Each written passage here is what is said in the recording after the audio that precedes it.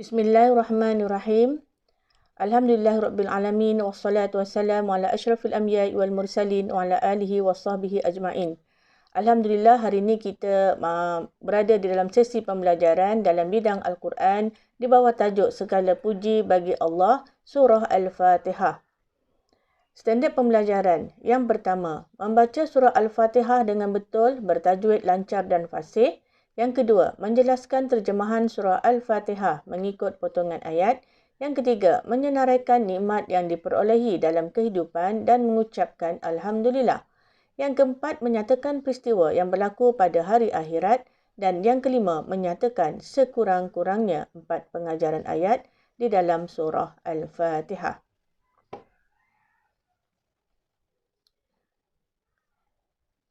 Bacaan surah Al-Fatihah.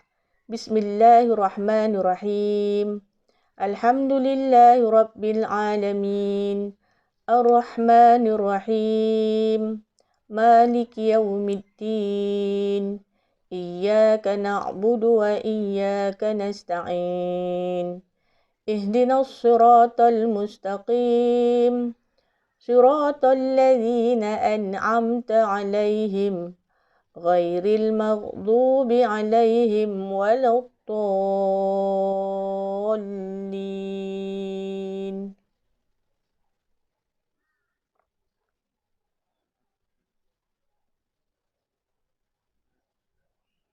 Terjemahan ayat. Bismillahirrahmanirrahim. Dengan nama Allah Subhanahu wa taala yang Maha Pemurah lagi Maha Mengasihani. Alhamdulillahi Rabbil Alamin. Segala puji tertentu bagi Allah Subhanahu wa taala, Tuhan yang memelihara dan mentadbirkan segala alam. Ar-Rahmanir-Rahim, yang Maha Pemurah lagi Maha Mengasihani. Maliki Yawmiddin, yang menguasai pemerintahan hari pembalasan, iaitu hari akhirat. Iyyaka na'budu wa iyyaka nasta'in. Hanya kepada Engkau, ya Allah, kami sembah dan kepada Engkau kami memohon pertolongan. Ihdinas siratal mustaqim. Tunjukilah kami jalan yang lurus. Siratal ladzina an'amta 'alaihim ghairil maghdubi 'alaihim waladdallin. Iaitu jalan orang yang Engkau kurniakan nikmat kepada mereka, bukan jalan orang yang Engkau murkai dan bukan pula jalan orang yang sesat.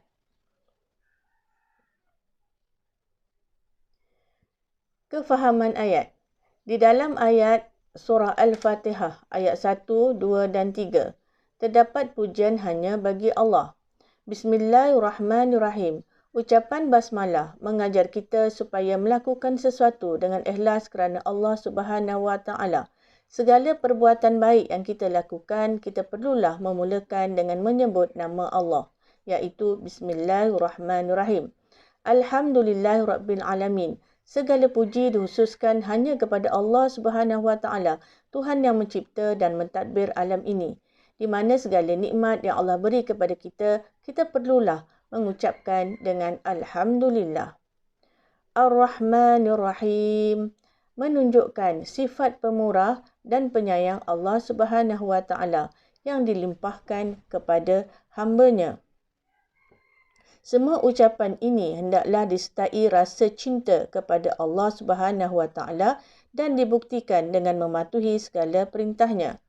Ayat 4 surah Al-Fatihah menjelaskan bahawa Allah Subhanahu wa taala yang memerintah pada hari akhirat, iaitu hanya Allah Subhanahu wa taala yang memerintah pada hari pembalasan, iaitu hari akhirat.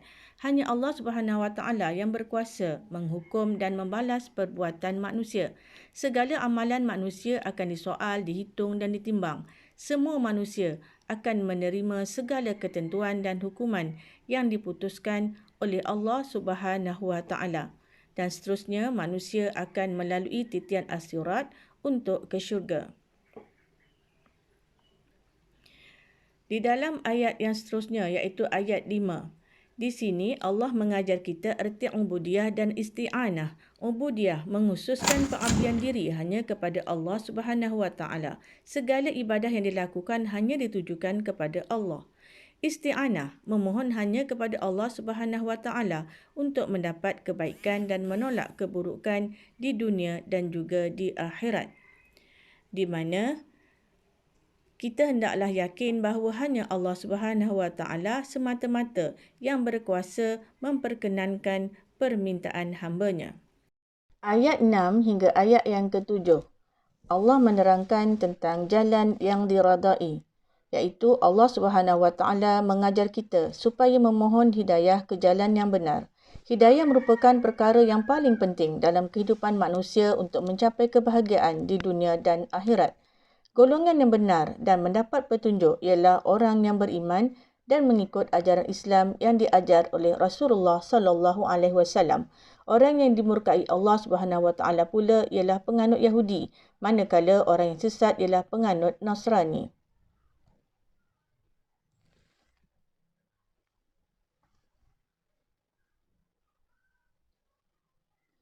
Pengajaran ayat. Kita hendaklah memulakan sesuatu pekerjaan dengan membaca basmalah agar mendapat keberkatan Allah Subhanahu Wa Taala. Kita hendaklah memuji Allah Subhanahu Wa Taala dengan lafaz Alhamdulillah agar menjadi hamba yang bersyukur. Kita dituntut agar berdoa hanya kepada Allah Subhanahu Wa Taala bagi menjauhi perkara syirik. Setiap Muslim hendaklah memohon hidayah Allah Subhanahu Wa Taala agar beroleh kejayaan di dunia dan di akhirat. Kita hendaklah meyakini ganjaran dan balasan Allah Subhanahu Wa Taala pada hari kiamat sebagai motivasi untuk beramal soleh dan menghindari kejahatan. Seterusnya ialah latihan kebat. Allah Subhanahu Wa Taala tempat bergantung dan memohon pertolongan. Berdasarkan pernyataan di atas, bagaimanakah anda memohon pertolongan kepada Allah Subhanahu Wa Taala? Jawapannya, saya akan selalu memohon doa kepada Allah untuk mendapatkan kebaikan dan dijauhkan dari keburukan agar segala amalan mendapat keberkatan. Oleh itu, kita hendaklah yakin bahawa hanya Allah sahaja tempat bergantung dan berharap. Itu sahaja pembelajaran kita untuk hari ini. Semoga kita dapat berjumpa lagi di lain masa. Sekian, wabillahi taufiq wal hidayah. Assalamualaikum warahmatullahi wabarakatuh.